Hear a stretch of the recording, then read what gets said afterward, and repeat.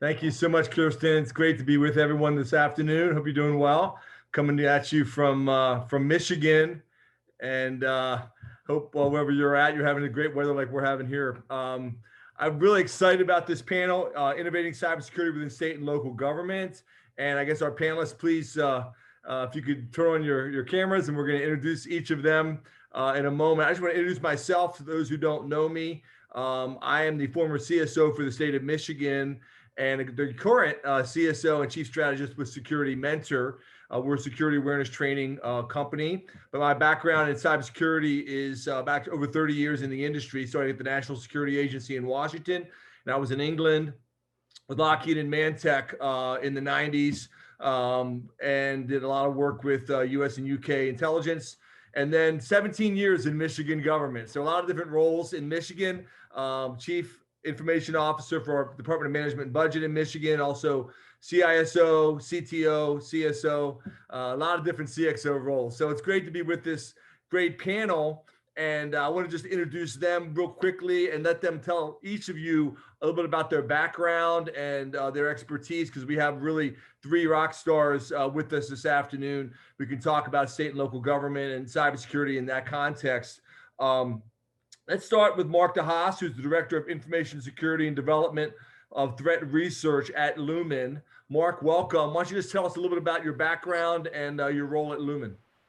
Yeah, hi. Thanks for the introduction.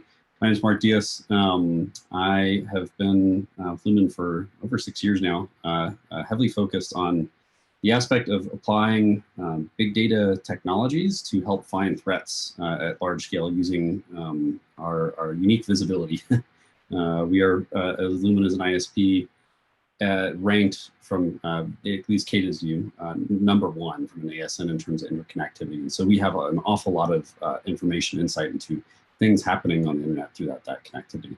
That allows us to help track bad actors and take actions to mitigate them as best as we can. So that's been a huge area of my focus. I lead part of the team that's responsible for some of the research that Nick just mentioned in the panel before, actually, in terms of Black Lotus Labs. That recent blog was definitely a fun one that we put together. It was quite interesting. It's, in my opinion, a good read, but I'm probably biased. I also help lead some functions in the organization that around the intersection of this unique capabilities to finding threats in terms of how we inform customers about them. So can certainly dive into a bit more of that. But cybersecurity is my passion, and I just I enjoy the aspects of my job that can help make the internet safer for folks. So. Great to have you, Mark. Thanks so much. I'd like to introduce Adam Ford, who is the CISO for the state of Illinois. And Adam, I've known Adam for a while. Great leader in the industry as far as certainly working with MSISAC, working with a lot of different states, a lot of thought leadership, done a lot of pieces together. So Adam, welcome. Tell us about your role in Illinois and just a little bit about your background. Sure, thank you, kind words. Indeed, Adam Ford, I'm the Chief Information Security Officer for the state of Illinois. I work specifically for the Department of Innovation and Technology. We are a 3-year-old agency, or 3 years old next month, agency which combines the IT functions of 63 agencies, boards, and commissions under the governor of Illinois, and consolidates cybersecurity as well as other IT functions. I've been in this role for about 2.5 years. I've been with the state for over 20 years now at this point. And started out in the networking data center infrastructure side. So I come to security from that infrastructure side. Some people come from development, some people come from risk. You know, a large part of the things that I deal with on a daily basis are the early steps of integration of these various agencies, boards, and commissions. I also have the great pleasure to oversee our state's election cyber navigator program, which is a partnership between us and several other state boards and local election authorities. So we really ramped up prior to the 2020 elections. And I had the distinct pleasure also of serving for 6 months as the acting chief data officer. I just came off of that stint as well, which was very interesting to play kind of both roles. The new data officer felt like there needed to be kind of that push-pull from both sides. And I found it wonderfully insightful to start to see things from both sides. I see so much value in discovering data, both for an analysis and from a security perspective. So yeah, pleasure to be here. Thank you. Adam, it's great having you. I know we're gonna have a great discussion. Really looking forward to the next hour. And last but certainly not least is the one and only great Vinod Brahmapuram. I always kind of have a hard time with your last name, but Vinod is the one and only. He's been CISO, really been a leader in multiple states. He's in the state of Washington now as a CISO, was in South Carolina, was in New Hampshire, I believe. Is that right, Vinod? That is correct, yeah. And so tell us about your background and your role in Washington State. Absolutely, absolutely. Good afternoon, everyone. Great to be here with you all. And yes, as Dan just mentioned, certainly as I am a public servant in heart, I guess, because I spent a lot of time in public sector. And for background, I started my career more as a programmer and then moved on in different roles. First, I started my career more working for a startup company, and then I went into public sector. And I've been with public sector now for, I would say, close to 24 years, if I'm correct, and spent a big part of that career in New Hampshire in very many different roles. I'm always a technologist in my heart, certainly transitioned into cybersecurity, and been in that role as well for quite some time. In fact, when I left New Hampshire, I was the CISO for the largest state agency there in New Hampshire, then served as the deputy CISO for the state of South Carolina before I made my way to Washington. And so since I checked off 3 states in the list, I have 47 more to go. Hopefully I make my way around 47 states. So, I mean, let me know when you're going to change careers there, Adam Ford, and I might make my way to Illinois. So, well, in the COVID virtual environment, it's probably a lot easier to do that than actually having to move times. But it's great to have you. Let's start with you, Vinod. I mean, look at the last year, COVID, hopefully we're coming out of it now. Hopefully this is going to be the summer where we're coming out of COVID and everything kind of quote unquote gets back to normal. But tell us, what are some of the trends you've seen in cybersecurity in your government and really around the country? But, what are some of the highlights of the last year, kind of the good, bad, and ugly from, kind of since maybe March of 2020? What are your thoughts? Absolutely.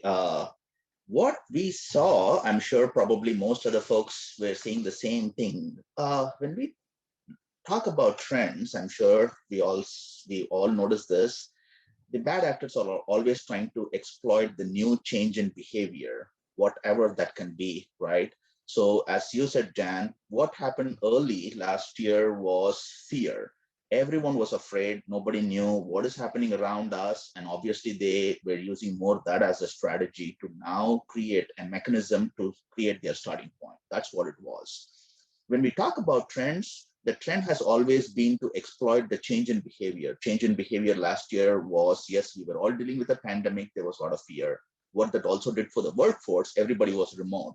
How well are now those systems maintained? So now the bad actors started exploiting or using that as a vector as well. So what was interesting, at least from my lens, not just within Washington, but what I noticed across the nation, especially during this whole time, the hardships that we were all dealing with overall for the pandemic, the bad actors were not just coming up with attacks, not that they were coming up with anything new. Certainly, I saw that volume became their new friend. They were not coming up, because in public sector, when we see incidents as well, you tend to go ahead and say, okay, there's something here, I'm going to put a Band-Aid, I'm going to block something here. But that was not an option at all. Even for us in Washington, they were coming certainly in large volume. That really required us to reach out to our partners to really start putting in some solutions very, very fast, because that's not something you tend to in a manual way to try to block and tackle. That's more what I would see as something that really was very prominent, at least from my lens overall, with what we saw last year. Great, Vinod. Thank you for that. So Adam, in Illinois, was volume the big issue? What were the challenges? I know across the nation, you may or may not want to address, but we saw all kinds of unemployment fraud. We saw so many different attacks, coming at us, and now ransomware. We'll get to that in a little bit. But what were the major trends you saw in Illinois? Yeah, I think ultimately, I talk sometimes about when you do your CISSP, you always talk about life, health, and safety as like the priorities. And I really think in March of last year, that put all of us in the security space and in the IT space. I mean, we were upside down. We never had considered life, health, and safety getting out of offices in the same way. So I think, we started, from a sprint here in Illinois and in every other state in terms of getting people away from each other and enabling that remote connectivity. And then it has, as Vinod mentioned, it's been, and you mentioned as well, it's been this constant, it feels like a constant escalation in attacks against government over the last year. We certainly have seen our share of alternating methods. The attackers are getting increasingly more sophisticated, increasingly more bold, and the challenges I think that state and local governments are facing, if the situation was dire a year and a half ago, I think that it just continues to escalate. And I heard on the previous panel someone mentioned this is a marathon, and while I do feel like this is a marathon, it's also like a series of sprints. Like every mile you run, half the mile, and then you go along at a slow pace. And so we certainly have had to be adaptable. There's been some wonderful things of government's ability to adapt that we've seen here in this state and in other states, in terms of, seeing these challenges and rising to them. We've had to adapt a lot faster to these changing threats at a pace that 5 years ago, I don't think that state government was really ready to make changes and make adaptations. We have seen, the same as every other state with regards to attacks on systems that provide unemployment insurance, systems that provide access to other benefits critical during the time of pandemic. We see DDoS attacks still. They haven't gone away. We've just gotten better, I think, in some instances at mitigating them. I think the industry has moved there, but certainly we continue to see that kind of activity. The threat landscape doesn't get easier. It seems to only get more complex, and certainly, with the recent rash of things since really SolarWinds and then into Exchange, Pulse Secure, those kinds of attacks, it seems like a new world where once vulnerabilities are publicly disclosed, there is massive capability from cyber threat actors to then exploit those newly announced vulnerabilities, often like in that the release of a new patch, and we see the magnification and echoing of the threat advisories coming down from federal agencies is also met with what seems like a Black Friday rush of attacks that come all at that same time. So the ability for those things to be exploited more rapidly has certainly raised the danger level. So yeah, it's been a year of a lot of things that I think none of us expected that we would run into, certainly. And on the cyber front, it feels like we're continuing to have to face challenges that just keeps escalating, I think. So Mark, as you think about this, I mean, and what you see it nationwide, you're looking globally probably, what are your thoughts? And then also, what are some of the best practices? After Mark responds, by the way, we are going to get to some poll questions. We want to make sure we keep everybody get you those credits that you need, the CP credits. So we're going to get to some poll questions. But Mark, give us your thoughts from the landscape perspective. Yeah, kind of from an overall landscape perspective, I think there's three things I would highlight. So one, on kind of the DDoS front and trends that we've seen over the past year is a significant growth in DDoS events. So there was already being spoken, hey, similar tactics and techniques, but just at much larger volumes. There's a significant growth in types of motives as well, where we've seen a lot of different groups trying to leverage DDoS as a way to make money, right, through effectively ransomware extortion. And the ease of being able to do this through some different protocols that actors have discovered is becoming very prolific. For example, for those who are familiar with CLDAP or connectionless LDAP, is something that is very heavily abused to very large volumes, especially Active Directory being left open, right? And so that is a huge trend that we see. There's a significant number of instances on the internet that are Active Directory hosts that are being involved as part of reflection attacks. I don't know if you guys were familiar or heard about any of the things with the Belgian government in May, where they were effectively taken offline for an entire day. We looked into that and had some unique insight that, as part of the blog we published, over 80% of the traffic destined for Belnet switched on that day from the general distribution of HTTP, HTTPS, so forth, all over to CLDAP. And so it definitely has a significant potential power to take things offline. The other thing I'd highlight too is the use of water hole attacks. Not in itself is something new, but the creative applications of them.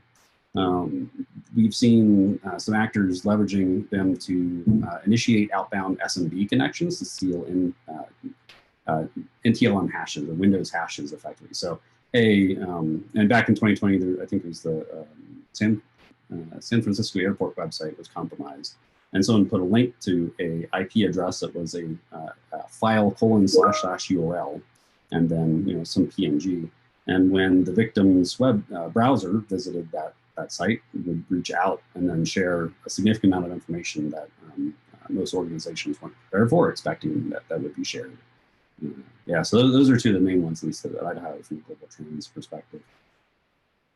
Great, thank you for that. Well, listen, if you could put up the first poll question, I'd like to get your feedback from the audience. And by the way, we'd also like to get your questions. So keep those questions coming in. We're going to get to some Q&A at the end, the last 15 minutes. But this first question for everyone, if you could please answer, and it's also good for your CP credit. So how important is American Rescue Plan Act, ARPA funding, to your 2022 cybersecurity plan?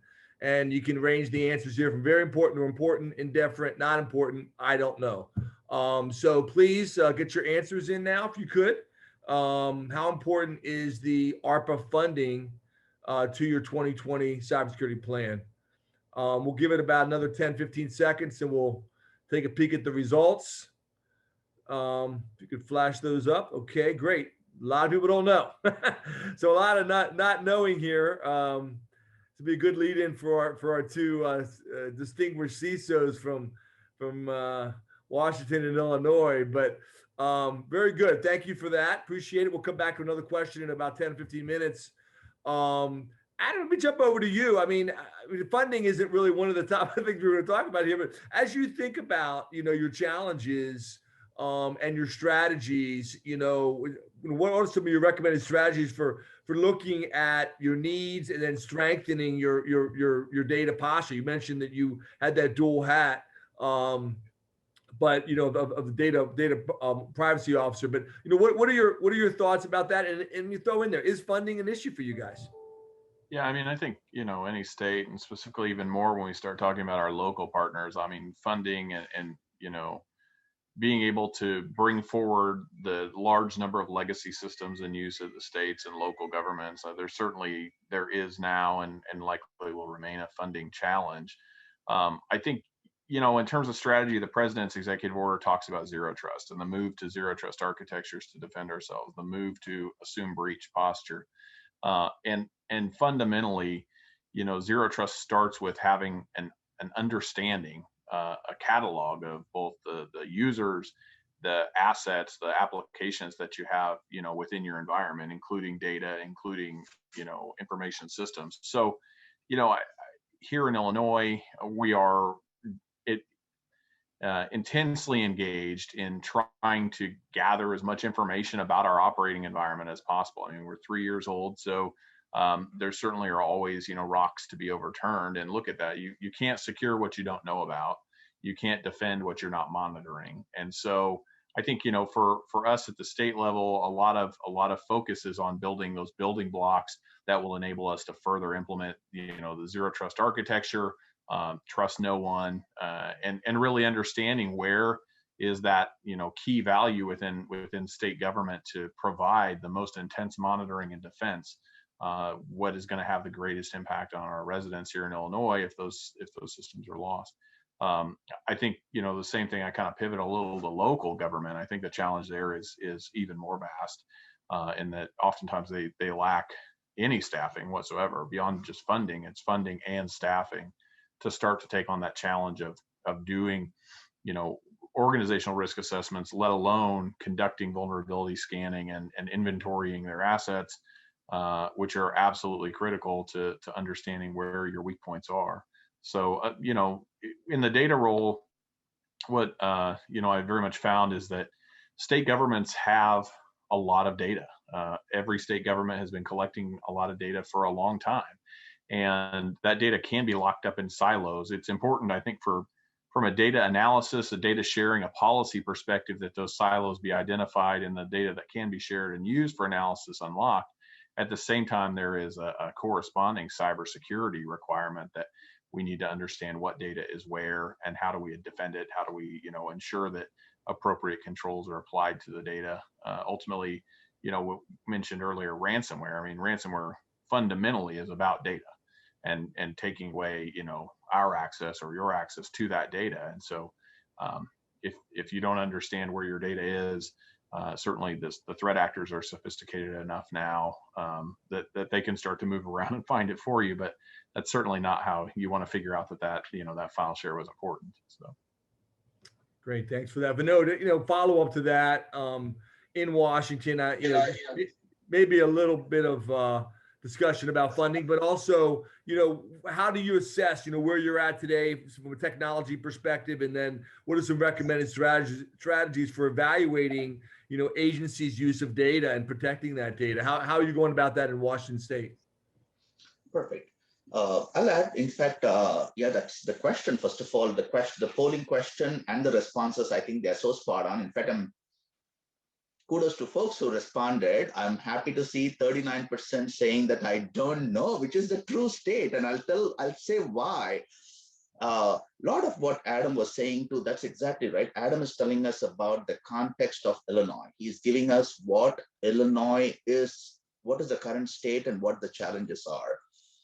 What makes it difficult sometimes with these funding streams, it looks good, but if it is not allowing the state to use those funding opportunities to support the trajectory that they are on right now, it's almost a point that you don't know how to incorporate that funding at all, because it gets very specific. Sometimes, many times we've seen these funding opportunities, they get so specific that you don't know how to leverage. So it's almost a moot point to have that.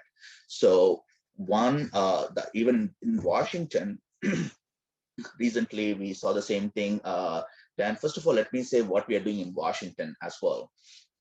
So within a couple of months after I came on board, the very first thing I wanted to do really was to take that high level view of the entire landscape. Where are we today on the maturity scale?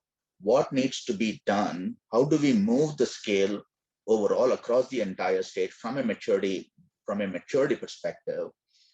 How do we, while we create our own journey, we cannot forget that the journey for security can never be in isolation. You need to understand what the governance priorities are.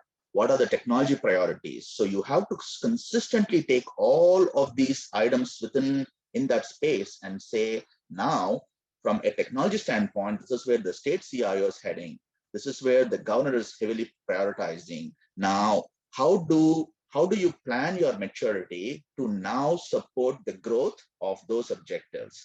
So taken into exactly through that process, that's exactly how in Washington, I started carving out what was going to become the cybersecurity operational plan for the next couple of years. Started really identifying those elements, what we need. And yes, certainly I talked to CISA, I talked to a lot of partners to see how do you now implement that? What are the different ways you can do it? Because funding becomes a challenge. You cannot think that everything now has to be funded from scratch. So I tend to look at opportunities. Is there something that you can leverage? Yes, no, quickly move on. And now certainly make the case again back with the state leadership as well to say why this is important. So pretty much that's the process I've been following as well in Washington. Because as we all know, when it comes to overall, even when it comes to, I know your other question was more from how are we even looking at data protection?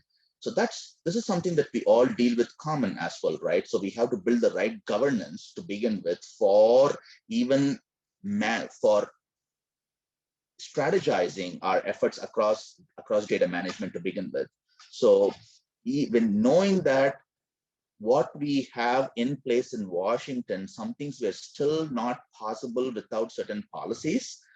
We are very, very lucky. Early this year, Governor introduced a legislation that certainly brought into context and even provided us the authority to implement exactly what we are all talking about here. So not just giving the right level of authority to implement the cybersecurity operational plan, but to build the right data governance as well. That certainly became an element within the legislation that was sponsored early this year that certainly has been passed. And so that's more what is happening in Washington space. Do we want funding? Absolutely, yes. Who says no? I'm very, very thankful to folks at NASCIO as well, because one of the real big push from NASCIO overall with the US Congress was to provide funds to the states without any hardships. They requested that funding be open. It should not have come with any type of a baggage, that it be very specific that you do exactly this. Number one, do not require the states to do a state match, because many states can't even have the match. So again, many times states even drop those funding opportunities when there's a state match. I think some things are coming around very well. Especially, I'm very optimistic with the new executive order and the changes that are happening, but based as a downstream impact, what we are going to see overall at the state and local level. Adam hit on very, very critical points. Yes, there are things that you can do and cannot do at the state level, but now when you get into the local government level, the challenges are even more multifold what we see there. I think in Washington, again, certainly one of the things that we are focusing is, how do we create a repeatable process? What can we do at the state level that can be quickly leveraged by the local government agencies without having to reinvent the wheel? What can we do? Where can we do the heavy lifting so that they don't have to start everything from scratch? So we're trying our best to see how to, number one, bring the public sector together, even because many times what we have seen, Dan, as you all know, even sometimes when a funding opportunity is made available, it is not there, it just comes in and goes fast. So you need to be ready. So what are the playbooks? What are the things that you can keep ready for even the local government that they can leverage if a funding becomes available? We're trying to use all that in our thinking process as part of our thought leadership to see how do we position public sector better. So that's what we're doing there. Great. I wanted to go to Mark and get your views on this. And Mark, when you think about this, and you look at, you've seen lots of states, you've seen lots of public and private sector. What are your recommended strategies for reevaluating agency needs and strengthening an agency's use of data? I mean, what are some of the strategies at Lumen that you guys look at, and maybe share with us how you see that working state and local government, maybe versus feds or private sector? Yeah, I mean, similar to some of the things that have already been touched upon. Understand where you have visibility gaps. Understand where in your network, where in your endpoints, where you may not have information that you are collecting today. And then determine, what are you going to do with that information? There is a lot of potential information you could be collecting, but what are you going to do with it?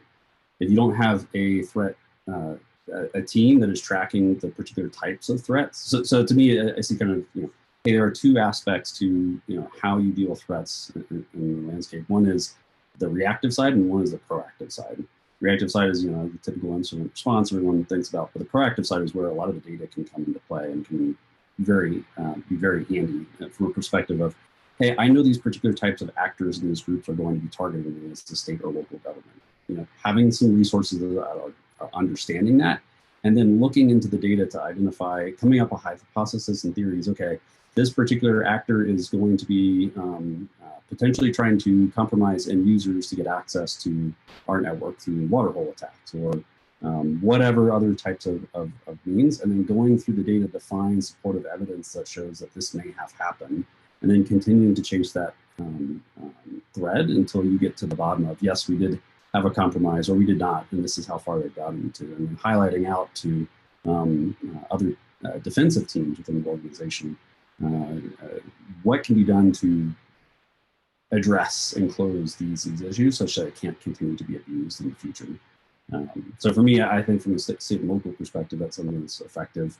We at Lumen have some products and services overall that do help with this. Part of it goes back to that, hey, how do we tell customers about threats that they're interacting with?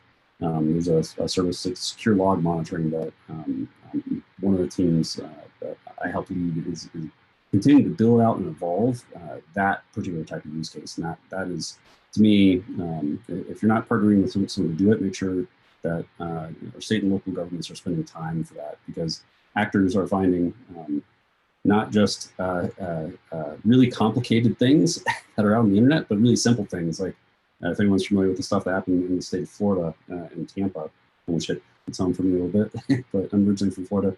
But there was a water treatment facility that had TeamViewer just open, running out on the internet. No one had any idea that the control station that was running the software for the industry control systems, controlling the amount of chemicals being put into the water, was totally open to the internet. That is bad. We need to, as a country, get a better understanding of what risks we're exposing to the internet and who's abusing it.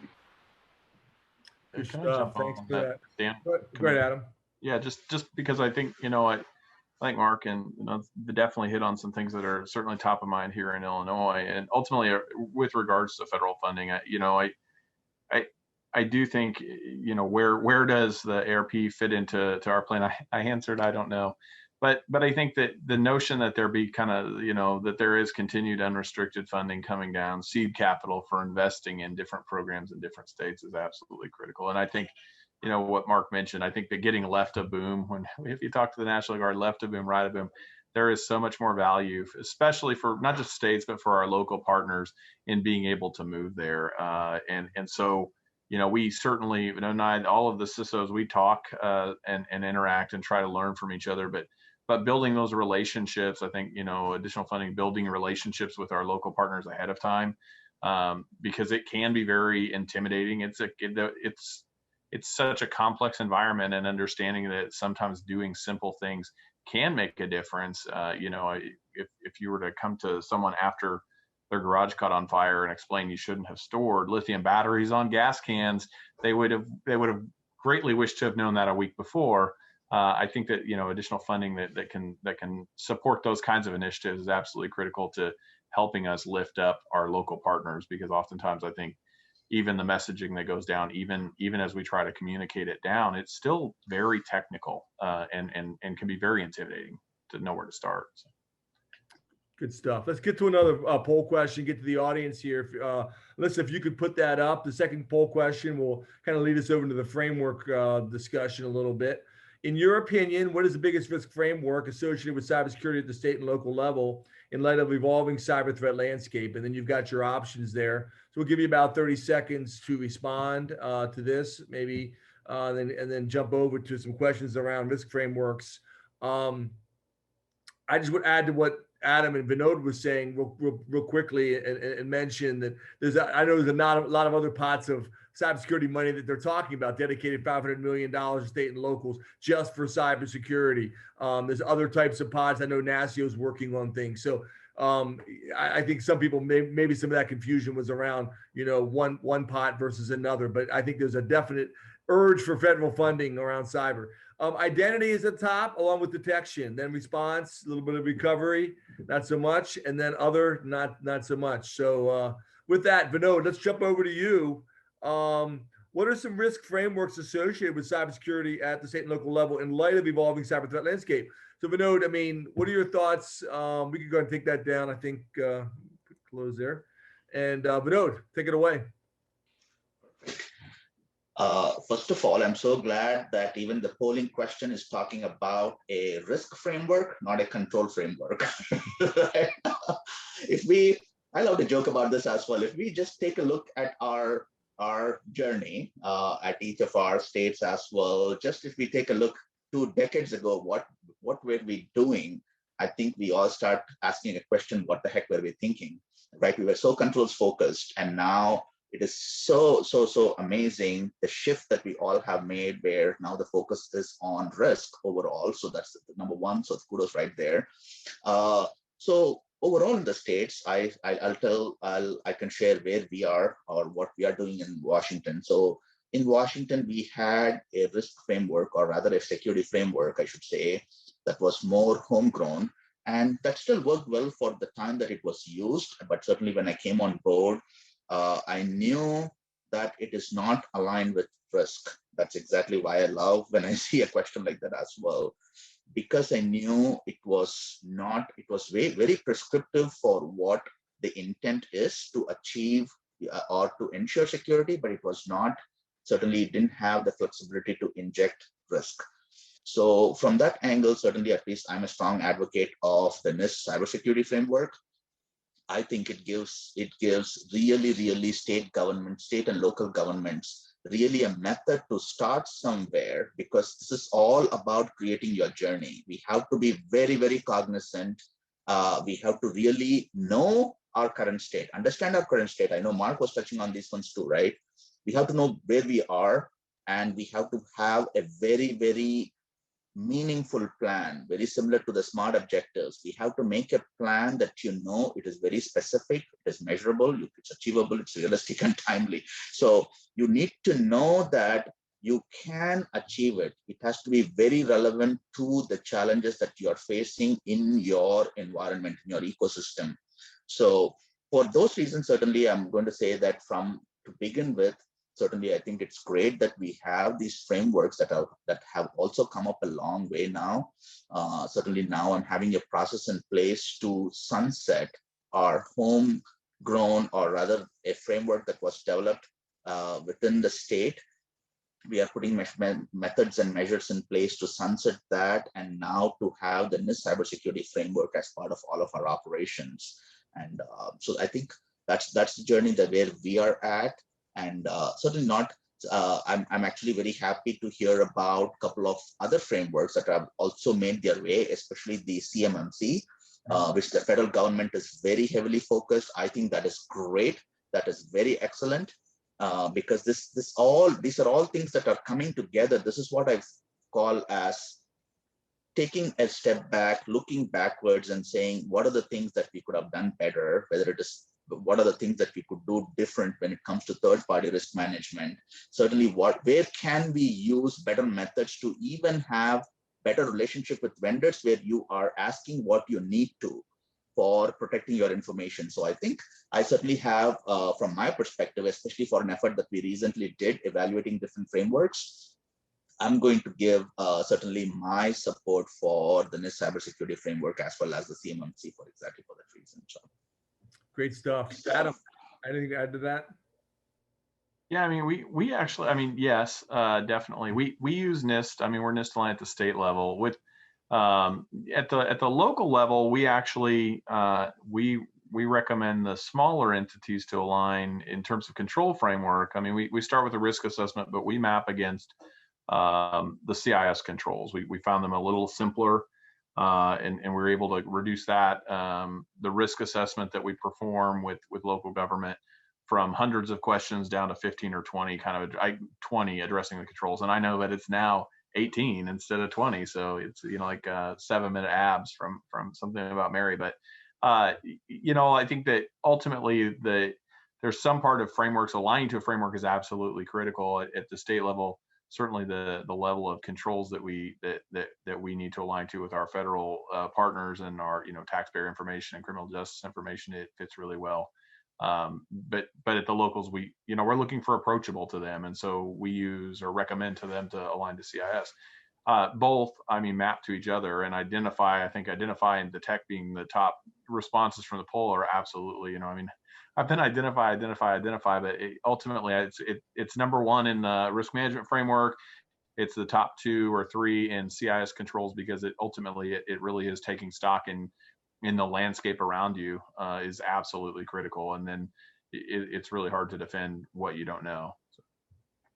So Mark, I want to jump to some future stuff about AI, machine learning, and where we're going. But Mark, I want to give you a chance before I ask you a question about that. Anything you want to add around risk frameworks, or what you're seeing as trends around state and local governments? Not a whole lot. I think the frameworks mentioned definitely touch on some good ones to leverage. The only thing I'd throw out there for folks looking to adopt it, consider an agile or iterative approach in terms of how you do it. Taking any large process and just or framework and putting in place is a nightmare to begin with, right? And so start small, and especially in the identify side, because that if there's no capability within the org that's looking for threat hunting, take someone that is an incident response person, give them the task of understanding, find one actor that is potentially targeting us, and then go look at some logs and data, right? Start small and then scale up from there. that at least it seems to, in general, has worked well for me. But I also have a lot of background in software development and systems and infrastructure in addition to information security. So that ties into some of my views of Agile too. But. So I want to, Mark, I'll come back to you. I want to talk about the future, where things are going over the next 3 years. I want to really get Adam and Vinod and get your thoughts about, what's in the roadmap. But I want to just dive into one more specific, kind of a little bit of a meatier question around machine learning. And it's a term thrown out a lot, AI, machine learning, with little meaning or understanding about, what's a practical way this is being used. Maybe you could share with us a practical example of how it's used to find threats, and what's your understanding of machine learning, and how valuable is that in our current cybersecurity threat landscape? Yeah, I'll kind of start off with a common term that's around user behavior analytics. Find everything, use AI to go find everything on the network that or endpoints that are anomalous. Is an example of something where AI is commonly thrown out, but doesn't tend to mean a whole lot. And what I see, where I've seen good applications of machine learning, and where I'll give one specific example. Successful is, hey, use machine learning to go track a pool of potentially vulnerable things. Use that to identify potential new, let's say, command and control servers. We've done this with TrickBot, Emotet, Neckers, etc., and have had great success in finding new command and control servers on using our network visibility. So taking that, and not just having the machine learning identify the new command and control servers that, hey, this is it, but passing that into a mechanism for either manual or automated validation. And so we do a collection of both, and we found that is a very effective strategy of being able to, hey, the machine learning helps take a pool of, okay, we've got these bots that are potential things that are exploited. We've seen 10,000 new things that might be C2s, command and control servers, that might look like command and control servers, no command and control servers. Now, take that and narrow it down to 100 things some analysts need to go look at, right? So leveraging machine learning and using that as kind of a first pass to find new things to go look at is a good use of machine learning, and targeting it in terms of specific behaviors that you might want to detect within your network. Machine learning targeted on exfiltration events. Take a machine learning algorithm, look at the data you have from any past exfiltration events, or other public data about exfiltration events, and go train on that. Train on either public flow that might be available, or your own net flow that might be available. And then run that on new data sets to help identify potential attacks that may look somewhat similar. And then again, you still need to have that manual component of an analyst or an incident response person going and looking at that. But machine learning can really be a good opportunity to help narrow down the workload that is typically impractical to impossible, given all the things to go look at on a given day. That's great. Let's go to the third poll question. Let's get this done, and then I want to hear from Adam and Vinod about machine learning, AI, but like what do they have in the roadmap over the next 3 years as far as new technology? But go ahead, Alyssa, if you could put that up there. We would like to get your views from the audience. In your opinion, how important is machine learning to state and local governments? Is it very important, indifferent, not important? I really don't know.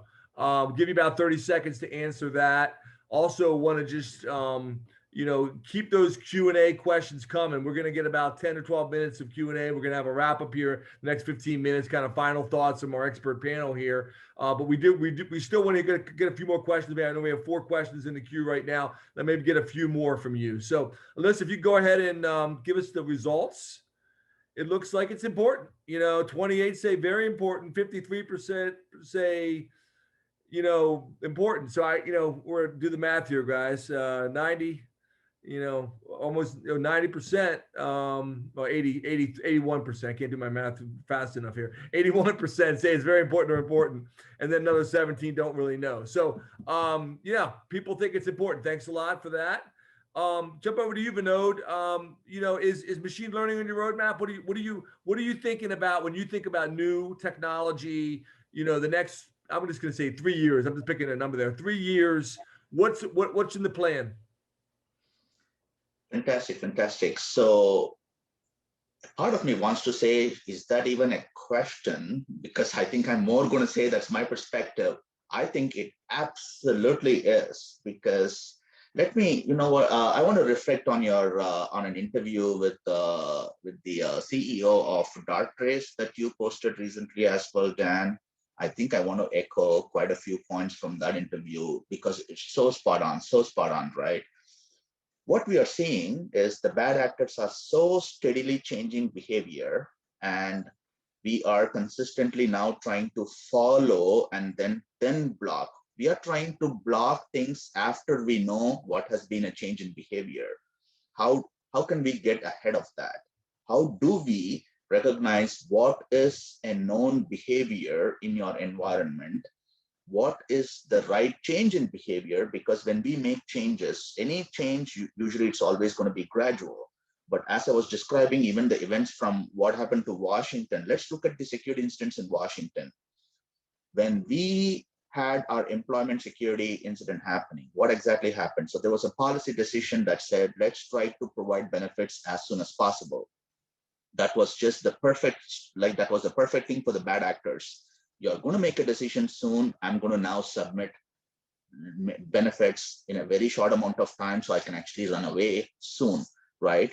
So is that normal? Is that the normal behavior that you expected? Yes, no. So if we had tools that were more behavioral based, that really helps us look at the changes, especially from a machine learning perspective, is this the right thing, or do I now have to flag the work for analysts to review?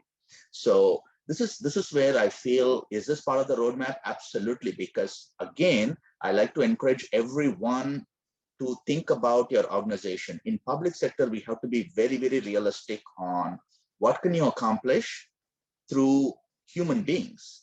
You have to compare the task in front of you, and you have to see, what can I do? What can I do about it? Can I do this even when there is a very big spike, when there is a change in volume, as I was talking about volume, right? Whether it is our employment security department incident. Early this year, we had a very, very big credential stuffing attack that was so bot driven, heavy volumes.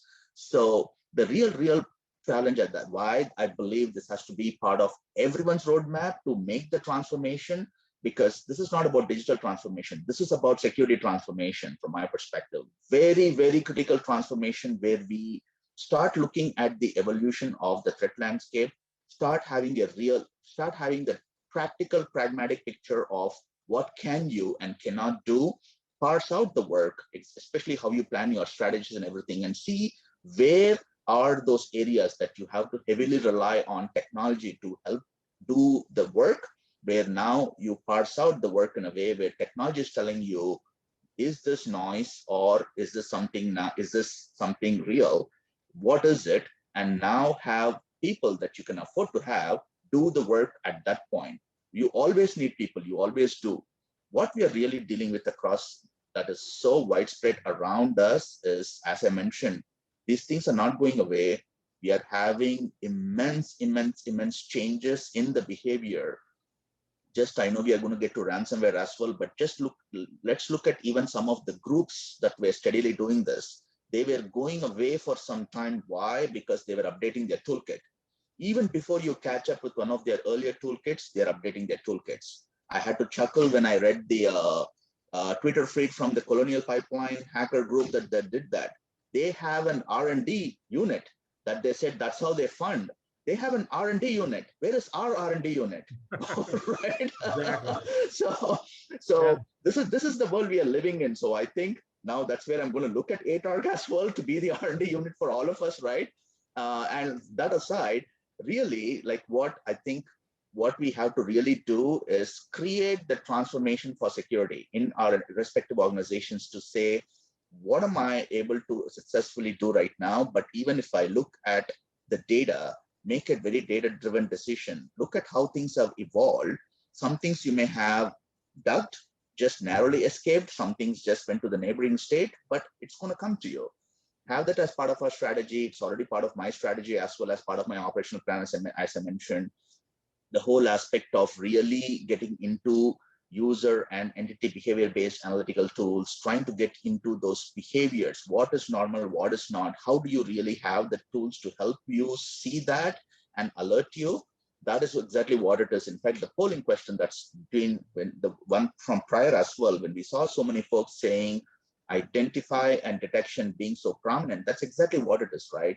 We want to be able to get ahead, get fast as soon as possible to those. Yes, if eventually still things happen, you need to be very polished to even respond.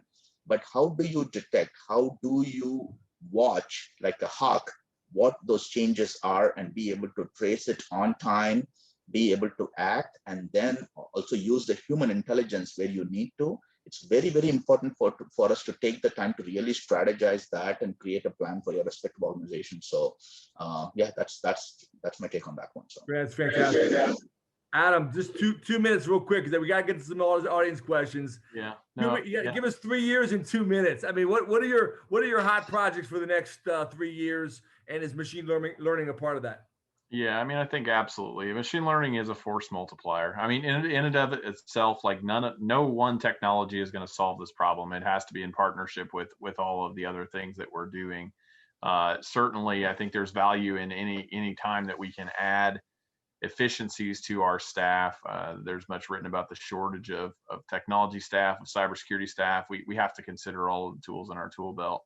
I think over the next 3 years, certainly we'll continue to use it. We've used it already for some of our security operations center analysis, and ultimately it does help us to answer the question, not the original question, if a tree falls in the woods, does it make a sound? But the more important question to cybersecurity, a tree fell in the woods, does it matter to your organization? And get our analysts in front of those questions. I think that the primary focus, I think here, and I think we'll see this play out nationally and locally, is really continued focus on identification and building up those capabilities, finding those blind spots wherever possible, reducing the attack surface area. I think no longer can government support a fleet of legacy unsupported systems. It just is too dangerous now. And so the emphasis has to be on reducing, attack surface area where at all possible to the minimum side, and then directing as much resources as possible to watching for things, including, advanced technology like machine learning, or also known as math, right? So yeah. Fantastic. Mark, I really want to hear, maybe give you a little longer closing comments. I want to hear your view in the next 3 years too, but I want to get to a couple of these questions. But I know we only have about 10 minutes left, and we want to be respectful of everyone's time today. And we need to end on time at quarter to the hour. So I'm going to come back to Mark. I want to throw this at Vinod and Adam. We have a question. Are you looking for more security as a service than you did in the past? So are you looking security as a service? And I know that could be a piece of your overall operation, or, I guess some people are thinking about the whole kit, kat, and caboodle, outsource the whole thing. I mean, it's probably a bad word, outsource, I'm sorry, but partnership. But start with you, Adam, right back to you. And then Vinod, again, real 30-second crisp answers here on these. Could be a bunch of them. Security as a service, is that one of the hot items for you? Yeah, I mean, I think anything, just like machine learning, anything that can add as a force multiplier, and especially to remove, as stuff commoditizes in the security space, the more we can leverage the commoditization of that through partners, the better, so that we can free up our scarce resources to really focus on the questions that are raised by the discovery. I think it's, any kind of assistance or, anything as a service certainly is additive to our environment, as opposed to, or doesn't replace, but adds to the value we have. Vinod. Short answer, 100% yes. Is that part? Absolutely. So going back to what I gave as a response previously to Dan, so very important to understand what is the work ahead of us. What can you do? What can you do? And what can you not? And where do you need help? And through that method is where I'm really identifying, and more than ever, what we need. Certainly, we have a lot of things that we have already identified where we are going to bank on security as a service exactly for that reason, or to truly be able to handle the challenges that are in front of us. So short answer, I know we are running out of time, but that's what it is. Yeah. Great, thanks. Hey, Mark, I'll throw this one at you. This is a little bit of a long question, but maybe what you've seen what has been done in different states to foster adoption of NIST standards formally. Within our state, we find many private companies ask what policy is made in compliance with a federal standard. This asks them some additional resources required to comply with required levels of security. Mark, any thoughts on that? What do you see people doing around formal standards, adopting NIST standards formally? In terms of adopting NIST standards formally, that's not something I've personally been heavily involved with state and local governments, but happy to help get in touch with some folks that I know have been. So. Okay, cool. Yeah, just throw that out. Any Vinod or Adam, any comments on that? StateRAMP. Yeah, go ahead. Oh yeah, I was going to say StateRAMP, and then I think also I think that the president's executive order regarding supply chain. I think that federal involvement, ultimately states. We're big organizations. We're not that big, so we will kind of follow along. I would encourage that as well. We talked about that in the pre-call. StateRAMP, for those who aren't familiar with it, I'm sure there's someone on the line today, stateramp.org. I know everyone knows about FedRAMP. StateRAMP is ramping up, so it's getting some traction.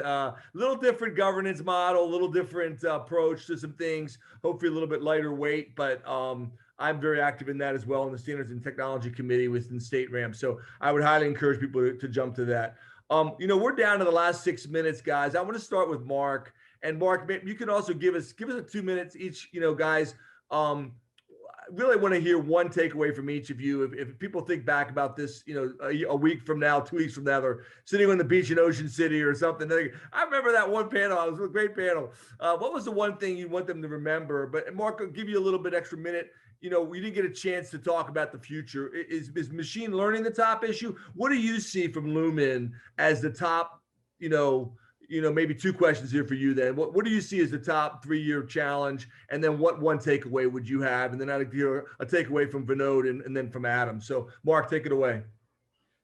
Yeah, machine learning is definitely a key point in my mind in terms of the very specific applications of it. We've covered a good ground of certain types of applications, tracking certain types of botnets, expanding that beyond certain types of botnets to go to identify, use machine learning to identify more sophisticated actors. We have a team of analysts that are manually doing a fair amount of work with that now, but leveraging machine learning to be able to begin to identify that. We've done, through some of the passive DNS data that we have, we've done a fair amount of work on developing algorithms that detect DNS tunneling traffic.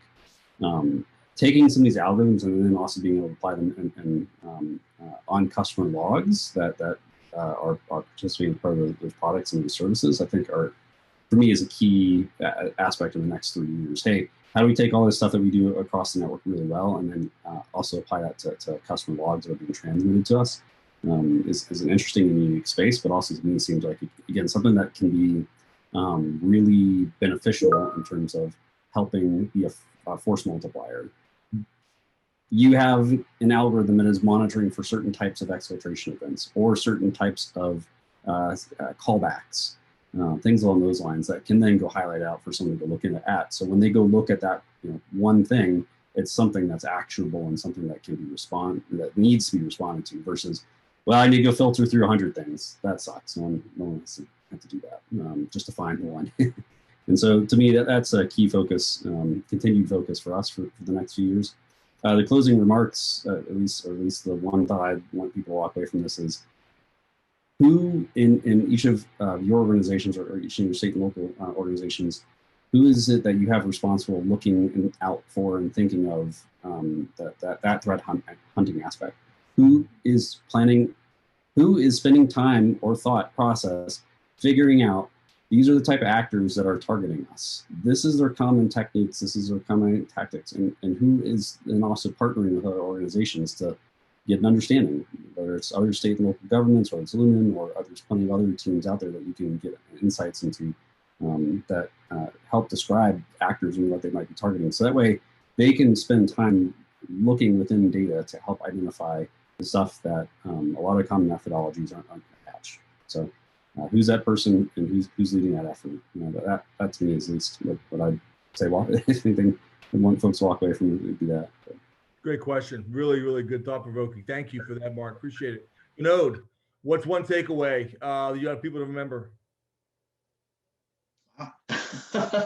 So again, I would say certainly be very practical about your approach, right? So again, as I was alluding a couple of times, I think the major, especially for in Washington, what we are seeing where we want to take the state, especially from overall on the side of cloud adoption as well. So that's where we have a lot of our efforts focused. Again, it's not just to create the security transformation, but also what does this all mean when it comes to cloud adoption? That has been a very, very big focus area for us, and I know that's where a lot of other folks are headed as well. So that's my 2 cents for the closing sum. Thank you very much, Adam. Yeah. Final word here. Yeah, no, I mean, I think, the threat landscape is getting worse. Like, I mean, attackers have now targeted gas pipelines, and maybe more significant this week, they've targeted bacon. I think that, like, there is no line. I've asked myself and challenged, our teams to ask themselves, because I think that we all know the environments in which we live. Like, if there was a cyber, we discovered ransomware tomorrow, what was the thing today that we knew that we would say, oh yeah, that thing, we knew it and we didn't deal with it? That's, those are the rocks we're trying to flip over. Like, what are the problems that maybe, got pushed to the side because that, those are the weak spots that attackers are looking to exploit actively. And so, that back to the poem of 60 seconds run from if, right? Like, what is the 60 seconds of work for today? That's great thoughts, and I would echo that. And did a piece about mandatory reporting. We talked about with Colonial Pipeline and DHS, and my piece on I write for Government Technology Magazine and CSO Magazine was when I think that's going to be seen in other sectors. I think we're going to see more and more mandatory reporting and more integration, more partnerships, more opportunities, more grant funding. That's great, but also going to see more of that need of that, like you said, Adam, where's the disruption next? And it's going to hit all those critical infrastructure sectors. So with that, we're at quarter to the hour. I want to thank everyone for joining us. It's been a really great conversation. Thank you for your questions. Unfortunately, we didn't get to all of them. We have 6. Now we didn't get to a few, but I want to hand it over back to Kirsten, and hope you all have a great day. Thank you for your time.